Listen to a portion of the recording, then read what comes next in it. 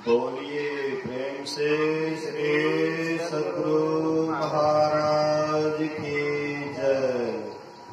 श्री सद्गुरु महाराज की जय। श्री सद्गुरु महाराज की जय। बहुतों का मुख नहीं खुला,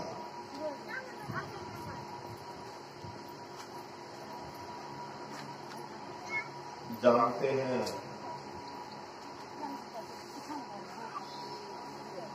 इधर ध्यान दीजिए। एक गीता का 3 नट होता है, 3 नट, और 3 नट से जब आवाज होता है तो 2-3 किलोमीटर लगभग चला जाता है। और हम आप कितने गीता के हैं? 7 गीता। तो हम लोगों का कम से कम 7 या 21 किलोमीटर जाना चाहिए कि नहीं? इतना जोर से आवाज किए कि बगल वाले भी शायद नहीं सुन पा रहे। इसलिए सौभाग्य है हम सबों का कि इस घनघोर कलिकाल में भी सत्संग के सहारे हम आप जीवन बिता रहे हैं। इसलिए अपने आप को भाग्यशाली मानिए, और जो इस सत्संग में नहीं आए हैं उसको अभागा मानिए, अभागे मानिए। तो अपने भाग्य की सराहना देखो, सब कोई हृदय खोल करके जय जयकार करे। बोलिए श्री सद्गुरु महाराज की। तो लोग जयकार करते हैं, पक्षपात नहीं करने से। गुरु सबसे बढ़ करके है। संसार में राम भी आए, कृष्ण आए, शिव आए, काली, दुर्गा इत्यादि देवी देवता आए, लेकिन सबसे सर्वोपरि स्थान, सबसे ऊंचा स्थान गुरु को दिया गया। क्योंकि गुरु के बिना कोई भी ज्ञान हम आपको नहीं होता। बचपन से लेकर के आज तक जो हमें ज्ञान मिला है वह गुरु के ही द्वारा मिला है। गुरु भी बहुत है, माता पिता भी गुरु है, हमसे बड़े अभिभावक भी गुरु है, या हमसे छोटे भी हैं, लेकिन ज्ञान में अगर वह हमसे बड़े हैं, उनसे भी कुछ सीखने के लिए मिला है, तो वह भी हमारे गुरु है। तो राम भी गुरु, कृष्ण भी गुरु, शिव भी गुरु, काली दुर्गा भी गुरु तुल्य। मतलब जितने भी महापुरुष आए और जो भी जिनसे भी हमें कुछ ज्ञान मिला वे गुरु तुल्य हैं। तो गुरु के नाम में, गुरु के जय जयकार में सबका जयकार हो गया कि किसी का बाकी रह गया। राम का जयकार करेंगे तो कृष्ण रह जाएंगे, भोले बाबा रह जाएंगे, काली दुर्गा रह जाएगी। मतलब इधर किसी का भी जयकार करेंगे तो जिसका जयकार करेंगे, लेकिन दूसरा तीसरा छूट जाएगा। लेकिन गुरु नाम एक ऐसा नाम है जिसके जयकार में सबका एक साथ जयकार हो जाता है। माता पिता से लेकर के सबका एक साथ जयकार हो जाता है। जैसे हाथी के पांव के नीचे में जितने भी जीव जंतु का पांव है, सबका पांव समा जाता है, ऐसे ही गुरु के नाम में सबका नाम समाहित हो जाता है। इसलिए सब कोई हृदय खोल करके गुरु महाराज जी का जय जयकार बुलंद आवाज में करे। बोलिए प्रेम से श्री सद्गुरु महाराज की, श्री सद्गुरु महाराज की, श्री सद्गुरु महाराज की। अखंड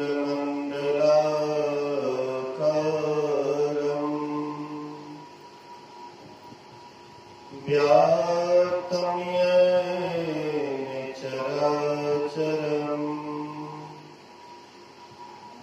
तत्पदं दर्शितं येन तस्मै श्री गुरवे नमः। सतगुरु सुखद महिमा कही न जाए। जो कछु कहो तुम्हारी कृपा, मोटे कछु न बसाए। सर्वत्र सर्वदा वर्तमान सद्गुरु महाराज जी के पावन चरणों में कोटि कोटि नमन। उपस्थित गुरुजन, धर्म प्रेमी सत्संगी बंधुओं, पूज्य माताओं तथा भक्तिमती बहनों, 2 दिवसीय सर्वोत्तम सत्संग का आयोजन हमारे श्रद्धेय जयप्रकाश बाबू एवं राजेंद्र बाबू के द्वारा किया गया है, जिसके पिताजी स्वर्गीय दिनेश बाबू आसार संसार को छोड़ करके चले गए। उन्हीं के निधन के अवसर पर 2 दिवसीय संतमत सत्संग का आयोजन किया गया। ये श्राद्ध क्रिया जिसको हम आप बहुत दिनों से बहुत पुरानी परिपाटी के अनुसार मनाते आ रहे हैं।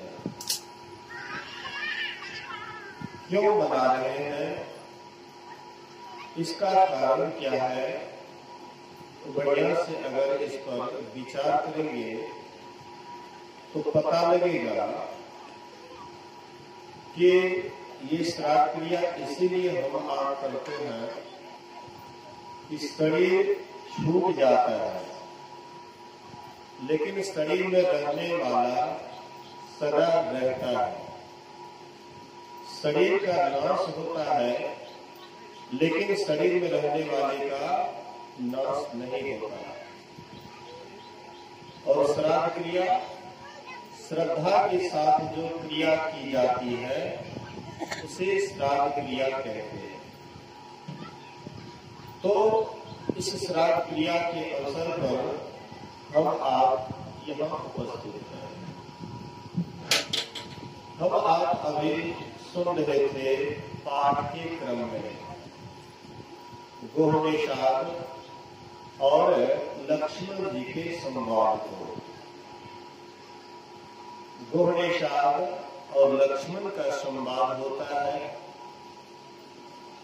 भगवान राम को राजगद्दी मिलने वाली थी, लेकिन उनको वनवास हो जाता है। पहले दिन वे तमसा नदी किनारे व्यतीत किए। दूसरे दिन श्रीविवेकपुर में जाकर के, जहां पर गोहनेशाद अपने साथियों के साथ निवास करते थे, जो भगवान का मित्र कहलाता था, वही गोहनेशाद और लक्ष्मण, ये दोनों का संवाद है। भगवान राम जब श्रीविवेकपुर पहुंचे तो गोहनेशाद के मन में होता है, आहा, जो प्रभु राम सदा सुख में रहने वाले थे, लेकिन उस जो सदा सुख में रहने वाले राम थे, जो सदा सुख में पले थे, ऐसी प्रभु राम को मां कैकेयी ने वनवास दे दी, अच्छा नहीं। बोलिए श्री सद्गुरु। वो कुर्सी जितना है ना, सबको हटा। ये विपियन सब है ना, वो ज्यादा हलचल करते रहते हैं।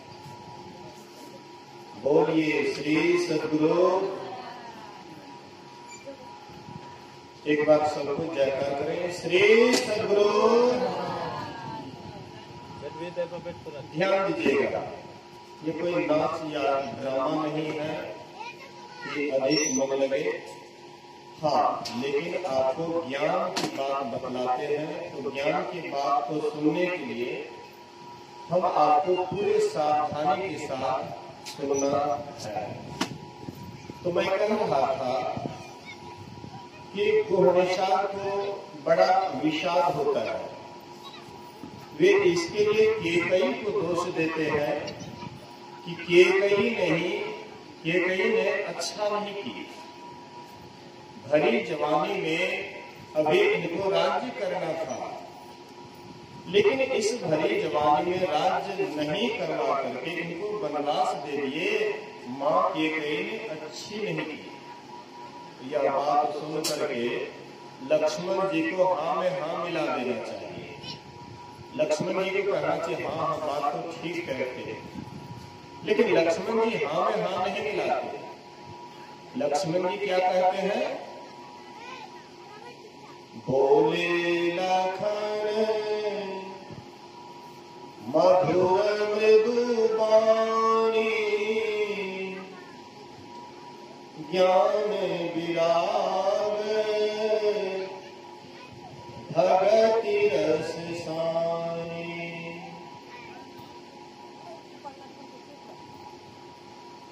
जो बच्चा हलचल करता है उसको उधर भेज दीजिए, और जो शांति से बैठेंगे उसी को। चलो तुम लोग यहाँ बोलिए श्री सद्गुरु। चल बच्चा सब आगे आ जाए।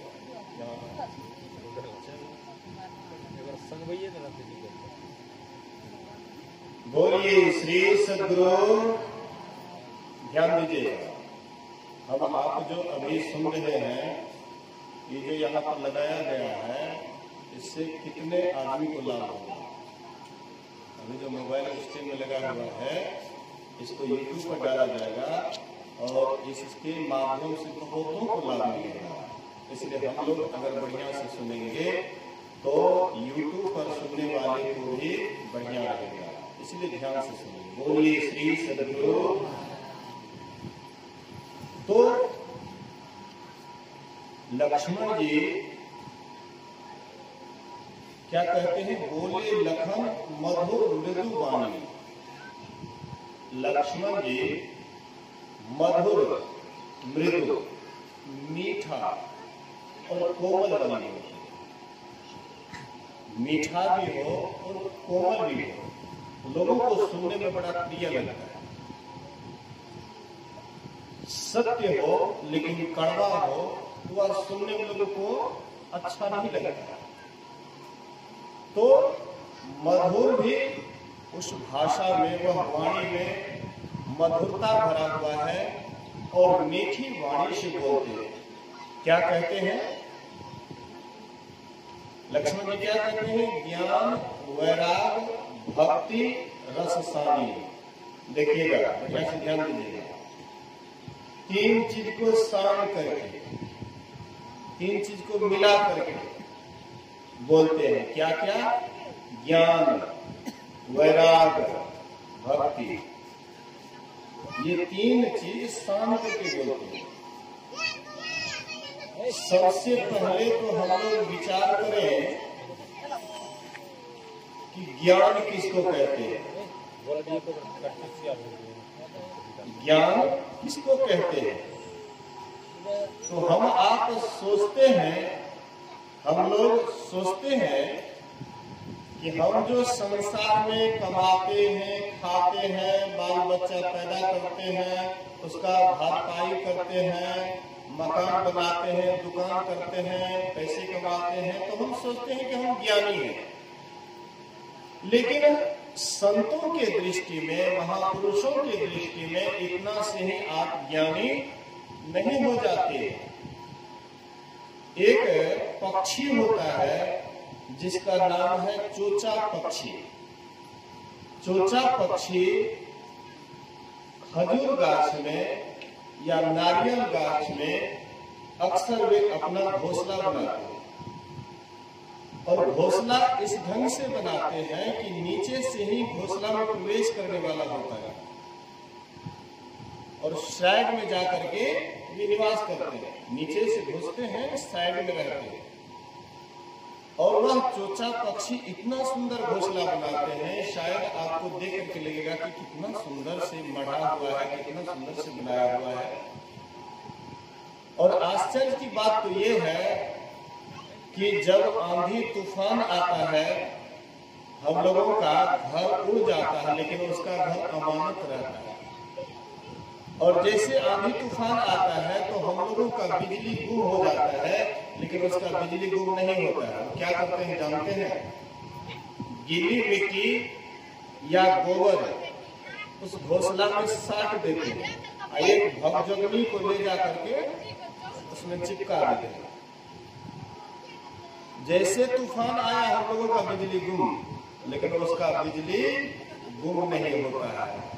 हम आपसे क्या कम हुए जानकार हैं, ज्ञानी हैं।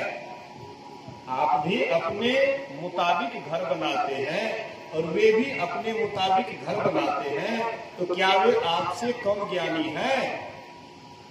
संत कहते हैं नहीं। इतना ही बात से आप ज्ञानी हो गए, ऐसी बात नहीं है। हाँ, ज्ञान किसको कहते हैं? ज्ञान कहते हैं अपने आप को जानने का नाम है ज्ञान। हम कौन है? हम कौन है? आपसे पूछेंगे आप कौन है? कहेंगे हम फलाने गांव हैं। निरंजन जी बगल में बैठे हैं। कोई पूछे निरंजन जी से कि आप कौन है? ये कहेंगे कि हम तो निरंजन हैं। तो निरंजन किसका नाम है? इस शरीर का नाम है निरंजन। अगर नाम शरीर का नहीं रखा जाए तो फिर हम पुकारेंगे किसको कैसे? नाम इसीलिए रखा जाता है कि पुकारने के लिए नाम लेकर के पुकारेंगे, जिसको पुकारेंगे वे आपके पास आ जाएंगे। इसीलिए नाम की व्यवस्था की गई है। लेकिन नाम ये शरीर का है, लेकिन शरीर में हम आप कौन हैं इसका ज्ञान जब तक हम आपको नहीं होगा तब तक हम आप इसको नहीं समझ सकते। बोलिए श्री सद्गुरु। ध्यान से सुनिएगा, सत्संग शुरू से अंत तक जब सुनिएगा तब कुछ दिमाग में अटेगा।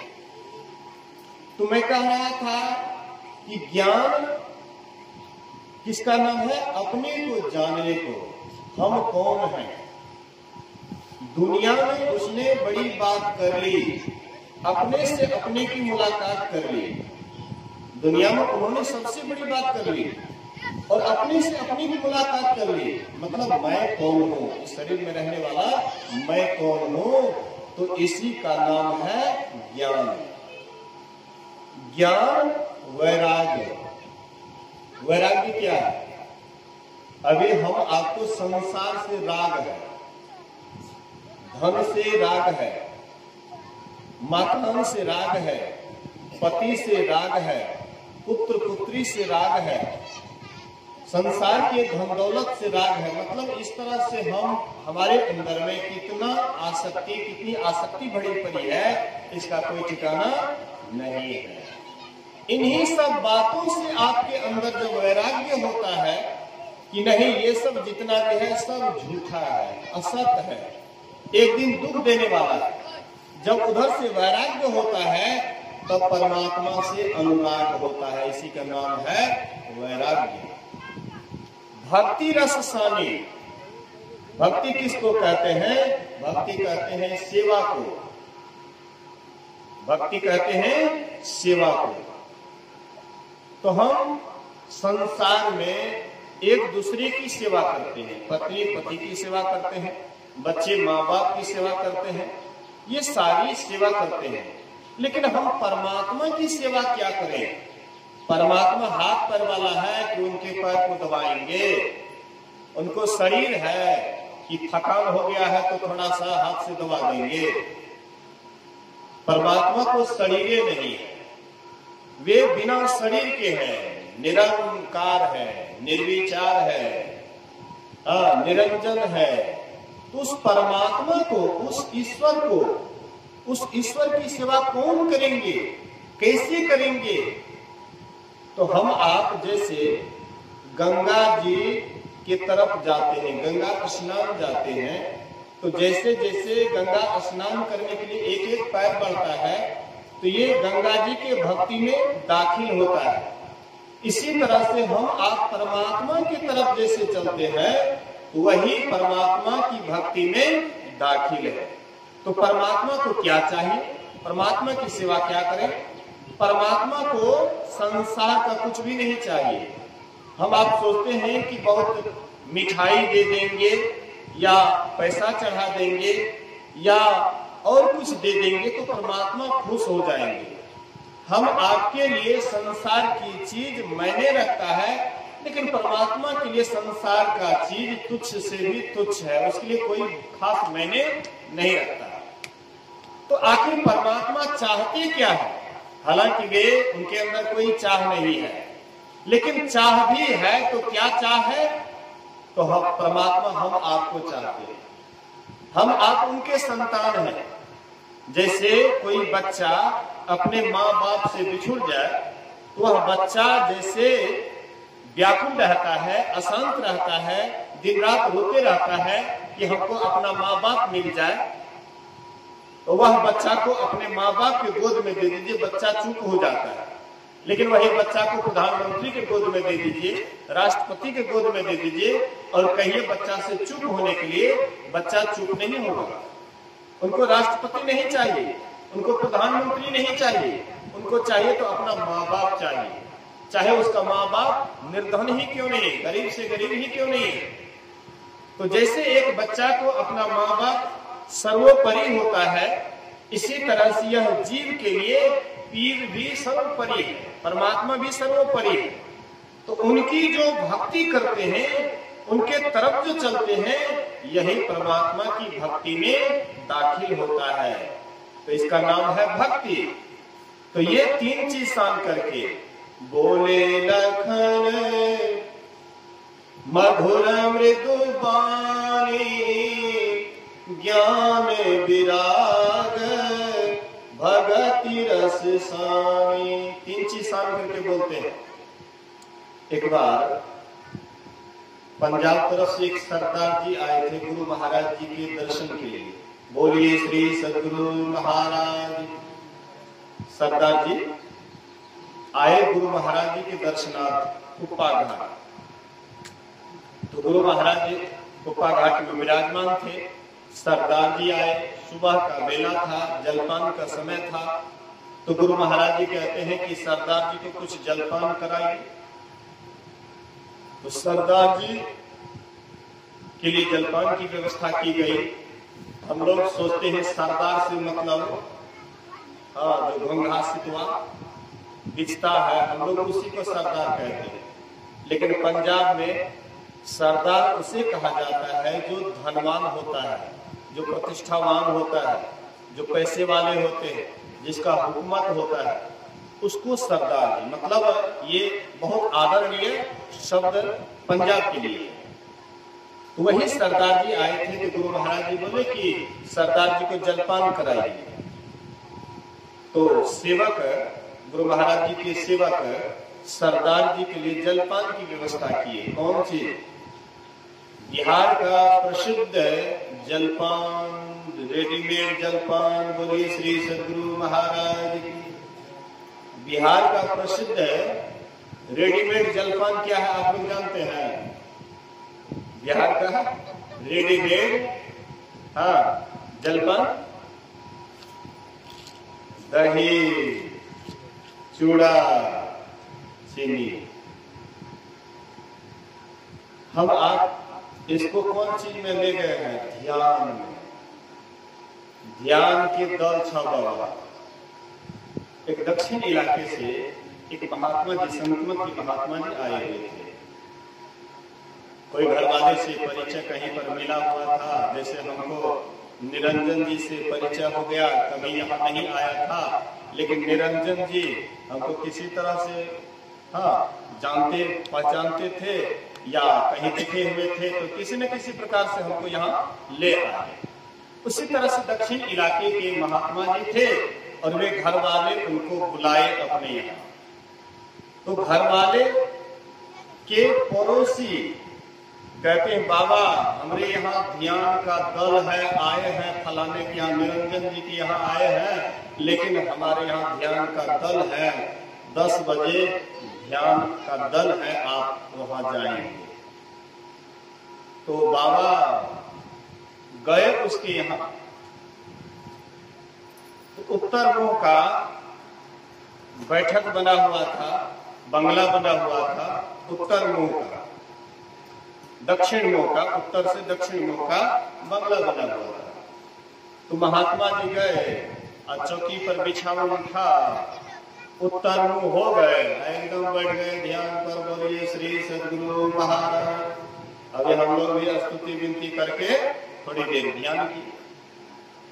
ये चीज को सब भूलते जा रहे हैं, लेकिन दही चूड़ा याद है। इससे कितना लगाव है, ये पेट से कितना लगाव है। दही चूड़ा याद है, लेकिन ध्यान को दही चूड़ा बना दिए, दही चूड़ा को ध्यान बना दिए। असल की बात है। तो महात्मा जी आए, बैठ गए ध्यान पर। अब घंटों में बैठे हुए ध्यान पर, उसके मन में होता है कि ध्यान तोड़ेंगे तब न तोड़ेंगे, एकदम बैठे हुए हैं। घर वाला और भी तिलक चंदन वाले को दल दिए थे, सीधे गए जहां पर बैठक दिया हुआ था आंगन में, हाँ उसरा पर बैठक था, सीधे चले गए तिलकधारी बाबा लोग। और वहां जा करके एकदम दही चूड़ा एकदम सोट लिए, एकदम डकर करके चले गए।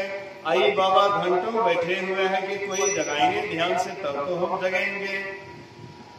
जब लगभग 1.5-2 घंटा हो गया, बाबा को होता है कि घर वाला हमको ध्यान करने के लिए बुलाया, घंटों बैठे हुए हैं, ध्यान ही नहीं तोड़ता है, तो अपने मन से बाद में तोड़े।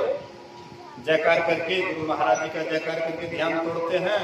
उसके बाद घर वाले को बुलाते हैं कि देखो जी, तूने हमको ध्यान करने के लिए बुलाया और हम यहाँ पर घंटों बैठे हुए हैं, तो तू हमको ध्यान कहाँ तोड़ा? कहते बाबा तोरा बोलियर है, ध्यान के दौर गलियर है कि यहाँ आंख बंद करे कलियर है। ध्यान करे वाला गले, ध्यान कर करके गले, कहते कौन ध्यान करके गया? तो दही चूड़ा चीनी। बोलिए श्री सद्गुरु। बैठ बैठ बैठ बैठ, ये काम धाम तो एना हेते रहते, शांति से सबको बैठे देवे तो हमरो निक लगते। बोलिए प्रेम से श्री सद्गुरु महाराज की। तो बाबा कहते हैं कि क्या दही चूड़ा चीनी को भी ध्यान करते हैं? कहते हाँ बाबा, दही चूड़ा चीनी ध्यान चाहिए। देखिए ये मतलब सिस्टम इसलिए ऋषि मुनि के द्वारा बनाया है, जानते हैं? मतलब आप घर गृहस्थी में रहते हैं, बाल बच्चे के साथ रहते हैं, ऋषि मुनि को आप बुलाए ध्यान करने के लिए, सत्संग करने के लिए, तो रेडीमेड की व्यवस्था कर दिए और सब पूरा परिवार बैठ करके सत्संग कर रहे हैं, ध्यान कर रहे हैं, एकदम घंटों बैठे हुए हैं। भोजन की मतलब जो है चिंता नहीं है कि भोजन बनाना पड़ेगा। अब भोजन बनाना पड़ेगा तो सब आदमी उसी में लग जाइएगा, फिर सत्संग कौन सुनेंगे, ध्यान कौन करेंगे? इसलिए ऋषि मुनि जो ये व्यवस्था किए हैं, रेडीमेड व्यवस्था की जो किए हैं, ये इसलिए किए हैं कि सब कोई निश्चिंत ढंग से सत्संग सुन सके, ध्यान कर सके। तो कहने का आशय है, तो ध्यान का मतलब दही चूड़ा नहीं, ध्यान का मतलब है आंख बंद करके परमात्मा का चिंतन, सुमिरन, ध्यान। तो वह सरदार जी के लिए परोसा गया, एक थाली में चूड़ा भिजा करके, एक कटोरा में दही और एक कौली में छोटा कटोरी में चीनी और चम्मच भी डाल दिए। तो सरदार जी क्या करते हैं, तो एक चम्मच चूड़ा लेते हैं मुंह में, कहते ओह ये अच्छा नहीं लगता, पंसाह लगा, कहते ये अच्छा नहीं लगता। उसके बाद दही में चम्मच डालते हैं, मुंह में लेते हैं, कहते ये भी ठीक नहीं लगता है। और उसके बाद चीनी में डाले, मुंह में तो हाँ ये कुछ बढ़िया लगता है। उधर से देख रहे थे सेवक लोग, कहते हैं सरदार जी ऐसे बढ़िया नहीं लगेगा, दही चूड़ा चीनी सबको सान दीजिए, एक में सान दीजिए और उसके बाद देखिए खा करके कैसे लगता है। सरदार जी तीनों को सान दिए, उसके बाद जब वो बोलिए वाह बहुत बढ़िया लगता है, बोलिए श्री सद्गुरु महाराज बहुत बढ़िया लगता है। इसी तरह से लक्ष्मण जी भी 3 चीज सान करके बोलते हैं, ज्ञान विराग भक्ति रस सानी, ये तीनों चीज को सान करके बोलते हैं। क्या कहते हैं लक्ष्मण जी? काहु न को सुख दुख कर दाता, निज कृत कर्म भोग सुन भ्राता। कहते हैं भाई कोई किसी को सुख दुख नहीं देता, सबको अपने ही कर्मों का फल भोगना होता है। अभी हमारे महोदय जी बोल रहे थे, पूर्वक्ता से हम आप सुन रहे थे कि ब्राह्मण लोग क्रियाकर्म के द्वारा उसको स्वर्ग तक ले जा सकते हैं। लेकिन मैं कहता हूं कि कोई किसी को कुछ भी नहीं कर सकता, ये तो आदान प्रदान की व्यवस्था अलग ढंग से है। मैं भी उसको स्वर्ग नहीं ले जा सकता, और ना तो ब्राह्मण देवता ही स्वर्ग ले जा सकते हैं। ये तो लेने देने की प्रक्रिया है, आपसे लेंगे इसलिए हम आपके पिता को स्वर्ग भेज देंगे, लेकिन ये सब झूठी बात है। साधु भाई जीवत ही करु आशा, साधु भाई जीवत ही करु आशा, जीवत समझे जीवत बोझे, जीवत मुक्ति निवासा, जियत कर्म की फांस न काटे, मुए मुक्ति की आशा, साधु भाई जीवत ही करो आशा। कबीर साहब बड़ा खड़े खोटे भाषा में, मतलब लगा करके नहीं रखते थे कबीर साहब, जो भी बोलते थे एकदम साफ साफ बोलते थे, खड़े खोटे भाषा बोलते थे। सत्य कड़वा होता है, सत्य सदा कड़वा होता है, नमक तीखा होता है और चीनी मीठा होता है। चीनी से आपके शरीर में रोग हो सकता है, चीनी में कीड़ा फर सकता है। मिठाई जो बनाते हैं चीनी का, कुछ दिन रखिए उसमें पिल्लू हो जाता है, लेकिन नमक को वर्षों आप रख दीजिए, लेकिन नमक में कभी भी कीड़ा नहीं होता है, कीटाणु नहीं होता है। तो सत्य नमक के समान होता है, तीखा। लेकिन लोग मीठी बात को पसंद करते हैं। आपको हम मीठी मीठी बात, हाँ हाँ आप सत्संग करा रहे हैं, आपके पिताजी सीधे स्वर्ग चले जाएंगे, उनको मोक्ष मिल जाएगा, मुक्ति मिल जाएगी। आप कहेंगे आहा बाबा बहुत बढ़िया मिले, बोलिए श्री सद्गुरु। हाँ कहेंगे बाबा बहुत बढ़िया मिले। अरे तुझे हमारा पिताजी के तो सीधे स्वर्ग मोक्ष भेज रहा है, मुक्ति के तरफ भेज रहा है। कोई किसी को मोक्ष में नहीं भेज सकता है, कोई किसी को स्वर्ग में नहीं भेज सकता है। हाँ दिनेश बाबू का जो किया हुआ कर्म होगा, जो शुभ किया होगा, शुभ के बदले उनको स्वर्ग मिलेगा, और जो अशुभ किया होगा उसके बदले उसको नरक मिलेगा। और अगर भगवान की भक्ति किए होंगे तो फिर मनुष्य का शरीर मिलेगा, और नहीं तो कहेंगे कि किसी के द्वारा उसको कुछ मिल जाए, ये सब बिल्कुल झूठी बात है। हाँ अभी जो हम आप बैठे हुए सत्संग में, अभी जो हम आप संतों के वचन को सुन रहे हैं, हम आप अगर इस पर गौर करके अगर जीवन में ये बात को उतार लेंगे, भले ही हम जीते जी मोक्ष में जा सकते हैं, जीते जी हम परमात्मा को पा सकते हैं, जीते जी हम स्वर्ग के तरफ यात्रा प्रशस्त कर सकते हैं। संत महात्मा कहते जीते जी आशा करो। मरने के बाद क्या होता है इस पर विचार मत करो, लेकिन जीते जी कोई ऐसा कर्म करो जिससे हमें मोक्ष मिल जाए, मुक्ति मिल जाए। शरीर रहती हुई वो मिलती है। लहाही चारी फल अछत करो साधु समाज क्रिया। साधु महात्मा जीते जी की आशा करने के लिए कहते हैं और ब्राह्मण लोग मरने के बाद की आशा आपको बताते हैं, झूठी दिलासा दिलाते हैं कि आपको ऐसे हो जाएगा वैसे हो जाएगा, क्योंकि उनको लेन देन है। और साधु महात्मा खड़ा खोटा भाषा बोलते हैं कि तुम अभी क्या करते हो, अभी तुम्हारा मन कैसे है, अभी तुम्हारा मन किसका चिंतन कर रहा है, अभी तुम्हारा मन ईश्वर की भक्ति में रमा हुआ है कि नहीं। अगर अभी रमा हुआ नहीं है, मरने के बाद कहोगे कि हमको मोक्ष मिल जाएगा, तो बिल्कुल गलती बात।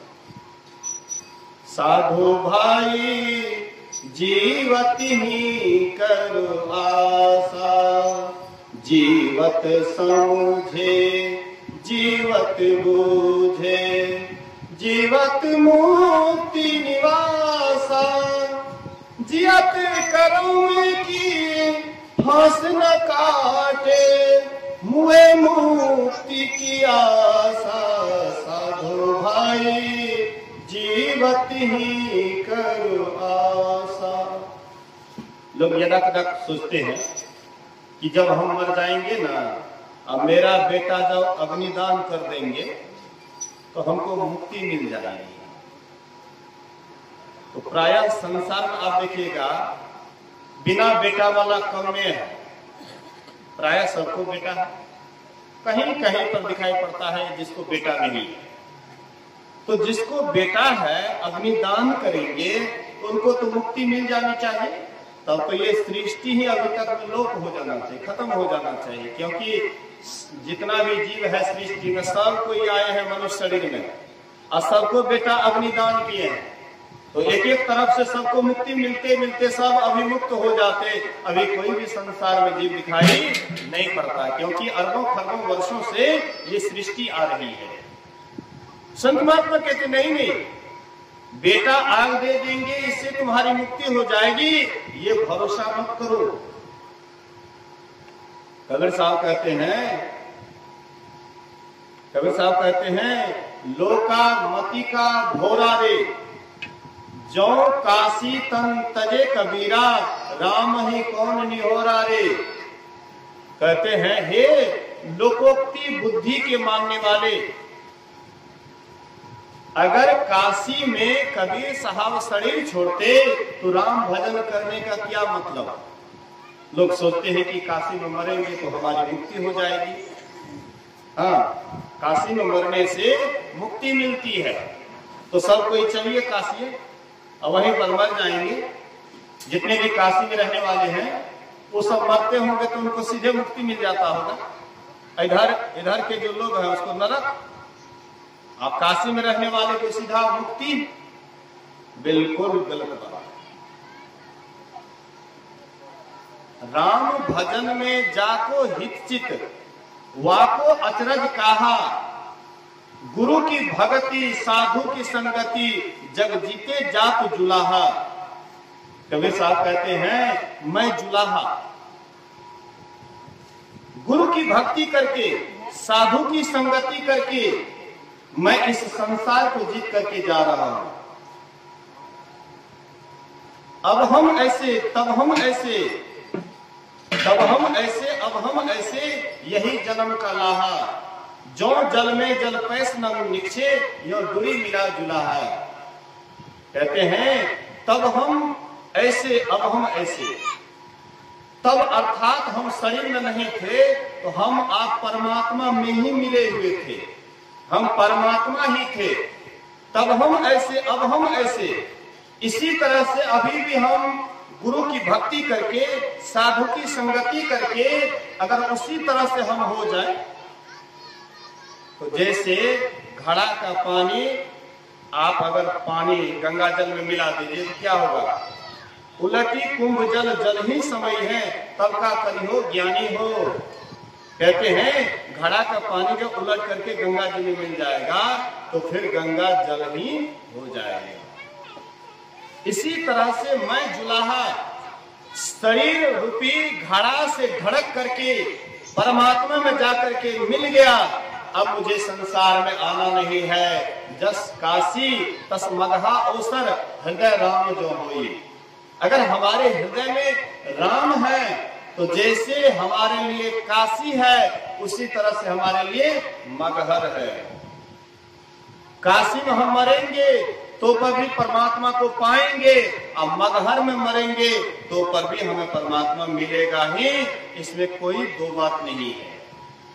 लेकिन केवल काशी के लोकोक्ति के अनुसार अगर हम सोचते हैं कि काशी मरेंगे तो मोक्ष हो जाएगा, ऐसी बात नहीं है। जिसके हृदय में प्रभु बसते हैं, जिनके हृदय में ईश्वर भक्ति विराजती है, जो परमात्मा की भक्ति करते हैं, परमात्मा का भजन करते हैं, ऐसे व्यक्ति जहां भी शरीर छोड़ेंगे वे परमात्मा को वहीं पर प्राप्त कर लेंगे। और जो परमात्मा की भक्ति नहीं करते हैं, चाहे वह काशी में ही शरीर छोड़े, लेकिन उससे भी कुछ होने जाने को नहीं है। बोलिए प्रेम से श्री सद्गुरु। तो कहते हैं, संत महात्मा कहते हैं, जीते जी आशा करो, परमात्मा को पाने के लिए जीते जी आशा करो। तो लक्ष्मण जी कहते हैं, काहु न को सुख दुख कर दाता, निज कृत कर्म भोग सुनु भ्राता। हे भाई, कोई किसी को सुख दुख देने वाला नहीं है। क्यों कह रहे हैं ऐसा बात? क्योंकि ये कई वनवास दिए हैं राम जी को।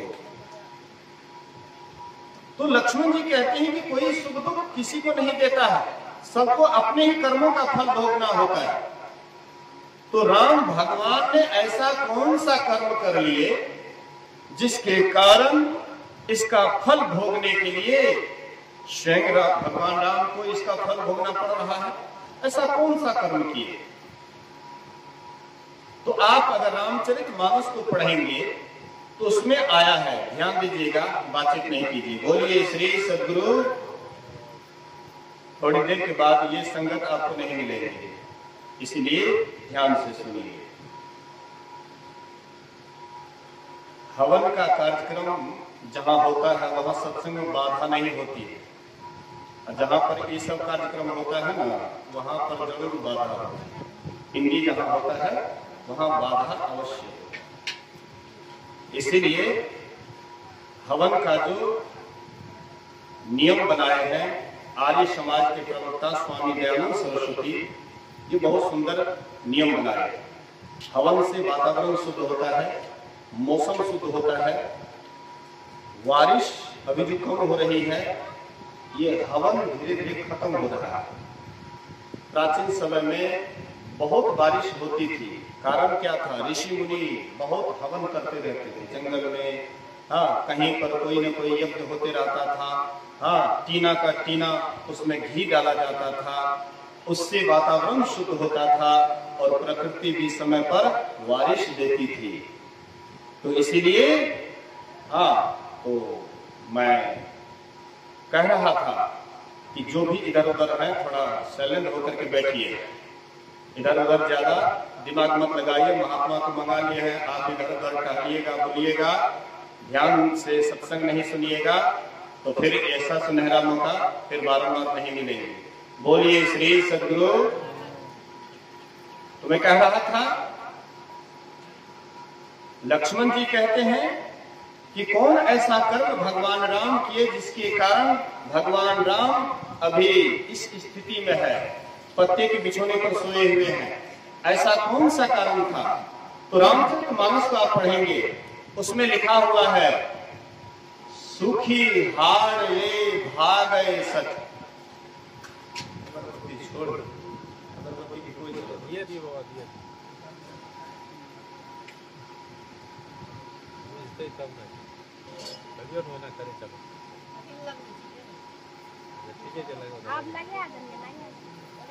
बोलिए श्री सद्गुरु। जल्दी हट न, बाधा धारा से बैठो। अगरबत्ती डाल के आप बैठते कभी? हाँ, उसका पूजा होगी। सब हल्के में लेना चाहते हैं। पहले जमाने में राजा महाराजा मंदिर बना देते थे, आप महात्मा को ला करके उसमें धर देते थे, आप पूजा कीजिए, आप जानिए। इसी तरह से श्राद्ध क्रिया पर महात्मा को ला करके धर दिए हैं, अपना इधर से उधर कर रहे हैं, बस हो गया।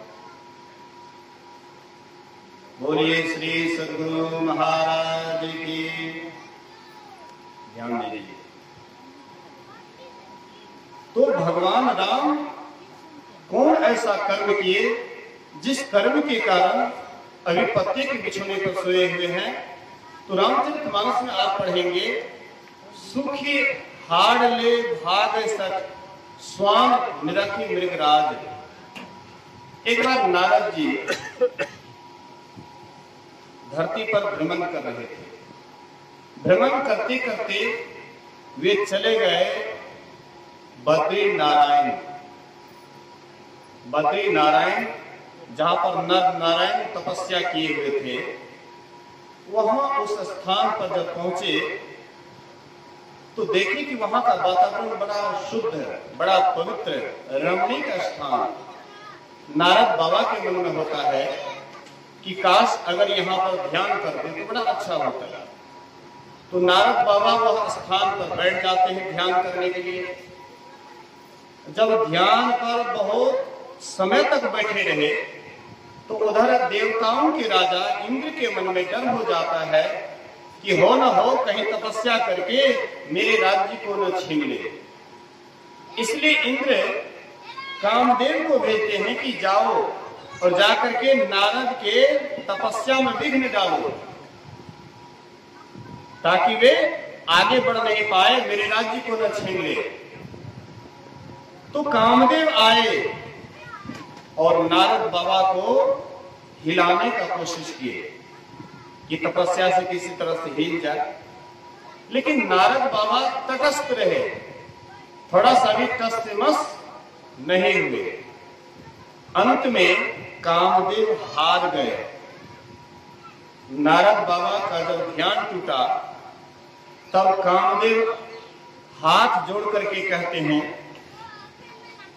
कामदेव कहते हैं कि मुझसे बड़ी भूल हो गई, मुझसे बड़ी गलती हो गई, मुझे क्षमा कर दे। कहते किस बात की क्षमा? बोले कि आप जब ध्यान पर बैठे हुए थे, तपस्या कर रहे थे, तो मैंने आपको बाधा डालने का काफी कोशिश किया, लेकिन आप अपने तपस्या में इतना मग्न रहे कि आप तनिक भी विचलित नहीं हुए। तो नारद बाबा के मन में हो जाता है कि हमने कामदेव को जीत लिया। जिससे मन में यह बात आई, अपने से अपनी बड़ाई शुरू कर देते हैं। ब्रह्मा जी के पास गए, ब्रह्मा जी से कहते पिताजी हमने कामदेव को जीत लिया। ब्रह्मा जी कहते हैं कि ये बात को यहीं तक रहने दो, आगे इस बात को मत फैलाना। नारद बाबा के मन में होता है कि शायद हमारे पिताजी हमारी बड़ाई से जलते हैं। वहां से चले गए शंकर भगवान के पास। भगवान शंकर से भी कहते हैं कि हमने कामदेव को जीत लिया। भगवान शंकर कहते हैं कि यहीं तक बात इसको रहने दीजिए, आगे मत बढ़ाइए। तो लगा कि इनको भी हमारे इस बड़ाई से जलन है। तो वहां से नारद बाबा गए क्षीर साई विष्णु भगवान के पास। विष्णु भगवान से भी कहते हैं कि हमने कामदेव पर विजय पा लिया। विष्णु भगवान कहते हैं कि तुम्हारे जैसे ऋषि अगर कामदेव को ना जीते तो भला और कौन जीत सकता है? तुम तो नारद बहुत महान हो, तुम साधारण नहीं हो। अब ये जो बड़ाई की बात सुने और इसका मन फूल जाता है, और ये वहां से चलते हैं। विष्णु भगवान के मन में होता है कि अभी नारद जी के अंदर अहंकार का अंकुर पैदा हुआ है, अब कहीं ये विशाल वृक्ष न ले ले, इसलिए इसी समय में इसका इलाज होना चाहिए। तो वे क्या करते हैं, एक शिलनिधि नाम के राजा का निर्माण करते हैं। उनकी पुत्री थी विश्व सुंदरी। नारद बाबा जैसे उनके यहाँ गए, श्रीनिधि राजा उसका स्वागत करते हैं, आइए महाराज बैठिए, और भगत करते हैं। अपने पुत्री को ला करके दिखाते, महाराज देखिए हमारे पुत्री के लीलार में कैसा वर लिखा हुआ है। नारद बाबा देखते हैं, आहा, जो इसको वरेंगे वे तीनों लोक का मालिक हो जाएंगे। सोचे कि ये तो बड़ा बढ़िया अवसर है, तो क्यों इस अवसर को हाथ से जाने दें। सोचे कि ये सुंदरी हमको कैसे वरेंगे, इस बाबाजी वाला वेश में तो वरेंगे नहीं, सुंदर चेहरा मिलेगा तभी तो ये सुंदरी हमको वरेंगे। तो सुंदर चेहरा पाने के लिए नारद बाबा थोड़ा सा अलग हटते हैं और वहां पर भगवान विष्णु की स्तुति करते हैं। भगवान विष्णु प्रकट हो गए और कहते हैं कि क्या बात है नारद जी। तो कहते हैं कि ऐसी ऐसी बात है, वह सुंदरी को जो वरेंगे वे तीनों लोग का मालिक हो जाएंगे, इसलिए आप अपना सुंदर शरीर दीजिए, सुंदर रूप दीजिए, ताकि वह सुंदरी हमको ही वरेंगे। भगवान विष्णु सोचते हैं कि नारद जी उम्र कितना हो गया है और इसके मन में कौन सा विचार आता है। बोलिए श्री सद्गुरु, ये दूषित विचार कैसे आ गया। फिर भी नारद बाबा की बात को समझ करके कहते हैं भगवान विष्णु कि मैं वही काम करूंगा जिससे आपकी भलाई हो, जिससे आपकी भलाई हो, मैं वही काम करूंगा। तो नारद बाबा का इधर नीचे अपने गर्दन से नीचे अपने जैसे बना दिए और गर्दन से ऊपर बंदर का मुंह दे दिए। तो हम आप जब भी देखेंगे तो गर्दन से नीचे तो झलक जाता है इस आंख से, लेकिन गर्दन से ऊपर कैसा चेहरा है वो तो अपना आंख से अपना चेहरा तो दिखाई पड़ता नहीं है। इसलिए नारद बाबा सोचे कि हम सुंदर हो गए, हम सुंदर हो गए, इसीलिए वह सभा में जाकर के जहां स्वयंवर हो रहा था उस सभा में जाकर के नारद जी बैठ जाते हैं। वह सुंदरी आती है और घूमने लगी, नारद बाबा की तरफ झांक करके देखे नहीं, आगे बढ़ जाती है। नारद बाबा सोचे कि हो सकता है ये देखने में गलती की है, इसीलिए मेरे तरफ झांकी नहीं। नारद बाबा उठ करके आगे हो जाते हैं कि वह सुंदरी हमको ही मरे। बोलिए श्री सद्गुरु। थोड़ा बच्चे को शांत कीजिए।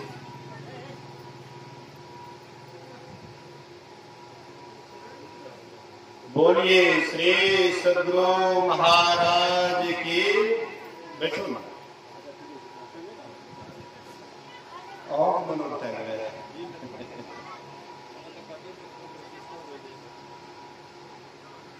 और सेकंड नीचे आ गया, नीचे आ गया संभव बाबू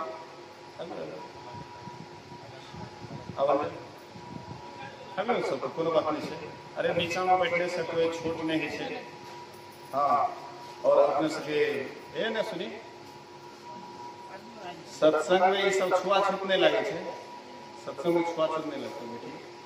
जैसे नाव है, गाड़ी है, इस सब में छुआछूत नहीं लगता है, इसी तरह से सत्संग में छुआछूत नहीं लगता। बैठिए, कोई बात नहीं। बोलिए प्रेम से श्री सद्गुरु। तो नारद बाबा उसी सभा में घूम रहे थे, सुंदरी घूम रही थी जयमाला लेकर के। अंत में होते होते उसी सभा में विष्णु भगवान मनुष्य का शरीर धारण किए हुए थे और वह सुंदरी जाती है और उसी के गले में जयमाला डाल दी। नारद बाबा के मन में गुस्सा हुआ कि हमको नहीं डाले, इनको डाल दिए। अंत में नारद बाबा हार गए। उसी समय उसी सभा में शिव के दो गण बैठे हुए थे और वे कहते हैं नारद जी कम से कम अपना परछाई तो देखिए, आपका चेहरा कितना सुंदर है। तो नारद जी गए पानी में झांकते हैं तो देखते हैं कि मेरा मुंह बंदर का बना दिया। बहुत गुस्सा हुआ, बहुत गुस्साए कि अरे विष्णु भगवान मेरा मुंह बंदर का बना दिया।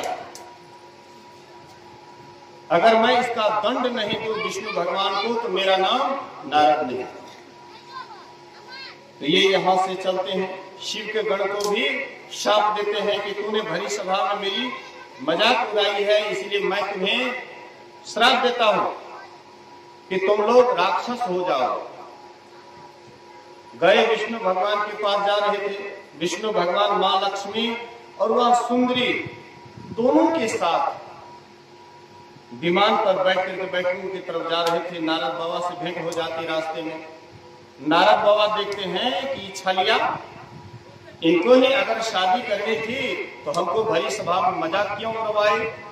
इसलिए विष्णु भगवान को श्राप देते हैं कि आप जैसे मेरा मुंह बंदर का बनाए, यही बंदर आपका सहयोग करेंगे, और जिस तरह से मैं स्त्री के वियोग में तड़पा हूं आप भी स्त्री के वियोग में तड़पिएगा। और मनुष्य शरीर धारण करके आपने मुझे ठगा है, सुंदरी को वरण किए हैं, इसलिए मनुष्य शरीर धारण करके आपको जाना पड़ेगा और स्त्री के वियोग में आपको भी विरही होना पड़ेगा। वही शाप भगवान विष्णु अंगीकार कर लेते हैं और उसके बाद विष्णु भगवान अपनी माया को खींच लेते हैं। जैसे अपनी माया को खींचे वैसे ही नारद बाबा होश में आ गए और नारद बाबा कहते हैं कि मुझसे बड़ी गलती हो गई, मैंने आपको मैंने क्या क्या कह दिया, मुझे ऐसा नहीं कहना चाहिए, इसलिए मुझे क्षमा करें। भगवान विष्णु कहते हैं कि ये तो मेरी द्वारा रची गई माया थी, इसलिए आप इसका टेंशन ना लें। तो वही बात अभी भगवान राम जो पत्ते की बिछौने पर सोए हुए हैं, इसके बाद आगे चल करके भगवान श्री राम की धर्म पत्नी सीता जी खो जाती है। तो भगवान श्री राम स्त्री के वियोग में कैसे विकल होते हैं, गोस्वामी जी लिखते हैं, हे खग मृग हे मधुकर श्रेणी, तुम देखी सीता मृग नयनी। हे खग मृग हे मधुकर श्रेणी, और तुम देखी सीता मृग नयनी, तुम मेरी सीता को देखे हो। अब किसी की पत्नी खो जाए तो वह किनसे पूछेंगे, हे फलना बाबू, हे चिल्ला बाबू, आप मेरी पत्नी को देखे हैं? मतलब कोई मनुष्य से पूछेंगे। अगर जानवर से पूछने लगे, पशु से पूछने लगे, लता पत्ता से पूछने लगे, उनको आप क्या कहिएगा? कहिएगा कि देखिए स्त्री के विरह में कितना पगला गया है कि पत्ता से, गाछ से या पशु पक्षी से पूछते हैं, मतलब स्त्री के विरह में पूरा पागल हो गया। तो भगवान श्री राम भी स्त्री के विरह में ऐसे पगला गए थे कि अपना होश हवास भी खो बैठे। यही देख करके सती जी को भ्रम हो गया। शिव जी और सती जी अगस्त ऋषि के आश्रम से आ रहे थे सत्संग सुन करके, और भगवान राम को देखे लीला करते हुए, इसलिए शिव जी ने दूर से ही प्रणाम कर लिए, जय सच्चिदानंद प्रणाम करते हैं।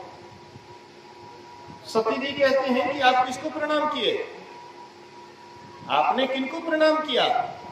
बोले कि नहीं देखती है, हमारे जो इष्ट है जिसका मैं दिन रात ध्यान करता हूँ, वही हमारे इष्ट अभी आए हुए हैं धरती पर लीला करने के लिए, मैंने उन्हीं को प्रणाम किया। बोले कि अगर वे आपके इष्ट होते, विष्णु भगवान होते, तो वे तो सब कुछ जानने वाले होते, लेकिन ये तो साधारण पगले बुद्धि वाले राजकुमार हैं, इसलिए हमको विश्वास नहीं होता है कि ये आपके इष्ट हैं। भगवान शंकर उसको बहुत समझाए, लेकिन वह नहीं मानती है। अंत में भगवान शंकर कहते हैं कि तुमको अगर मेरी बात पर यकीन नहीं है तो तुम स्वयं जाकर के परीक्षा ले लो। तो सती जी वहां से चलती है, भगवान राम जिस रास्ते से स्त्री के विरह में जा रहे थे सीता सीता करते हुए, उसी सभा में जाकर के अपना वेश बदल लेते हैं सीता जी का वेश बना करके रास्ते पर बैठ जाती है। सोचे कि अगर साधारण पगले बुद्धि वाले राजकुमार होंगे तो हमको सीता सीता करके पुकारेंगे तो हम समझ जाएंगे ये साधारण है, और नहीं अगर हमको पहचान लेंगे तो अब समझेंगे सही में भगवान शंकर ने जो कहा वही सही था। तो रास्ते में बैठ जाती है। उधर से भगवान राम आते हैं और देखते हैं सती जी को, कहते हैं सती माँ तू अकेले इस रास्ते पर बैठी हुई है, शिव जी कहाँ है? शिव जी कहाँ है? तुम अकेली यहाँ पर क्यों बैठी है? अब तो सती जी को ऐसा लगा कि ये क्या हो गया, हम तो सोचे साधारण राजकुमार हैं, लेकिन ये तो जो शिव जी कह रहे थे सही सत्य कह रहे थे। तुम्हें डर के मारे आंख बंद करती है, आंख बंद करती है तो वही सीता देखती है, वही राम देखती है, वही लक्ष्मण को देखती है, फिर आंख खोलती है वही सीताराम लक्ष्मण को देखती है, जिधर देखती वही दिखाई पड़ता है, आंख बंद करती वही दिखाई पड़ता है। अंत में वे डर के मारे थर-थर कांपने लगी, और जब आंख खोलती है तो उसको कुछ दिखाई नहीं पड़ा, और बाद में वह जाती है शिव जी के पास। शिव जी कहते हैं कि क्या तूने परीक्षा ले ली? तो सती जी झूठ घबरा करके झूठ बोलती है, कछु न परीक्षा लेने गुसाई, करूं प्रणाम तुम्हारी ही नाई। मैंने कोई परीक्षा नहीं दी, मैं आप ही की भांति गई और जाकर के प्रणाम करके और फिर वहां से लौट आई। भगवान शिव सोचते हैं कि मैंने इनको कितना समझाया लेकिन ये समझी नहीं, अब कैसे या सीधे प्रणाम करके आ गई। तो शिव जी ध्यान करते हैं, आंख बंद करके ध्यान करते हैं, और जितना भी करतूत सती जी किए थे सब बात को वे जान गए और मने मन सती जी का परित्याग कर दिए, सती जी का परित्याग कर दिए। कथा लंबी है, उधर मैं नहीं जाना चाहता हूं। कहने का ये आशय है कि कर्म किसी को नहीं छोड़ता है, कर्म प्रधान विश्व रचि राखा, जो जस करे सो तस फल चाखा। कर्म प्रधान है, आप जैसा भी कर्म करेंगे उसका फल आपको भोगना पड़ेगा। अगर अच्छा कर्म कर रहे हैं तो आपके जीवन में सुख मिलेगा ही, अगर आप बुरा कर्म कर रहे हैं तो आपके जीवन में दुख मिलेगा ही, इसको कोई काट नहीं सकता। हम आप बड़े चतुर हैं, मन में सोचते हैं कि चलो भाई समय पर बुरा कर्म भी कर लेते हैं, अब बाद में अच्छा कर्म कर लेंगे तो अच्छा कर्म के द्वारा बुरा कर्म कट जाएगा।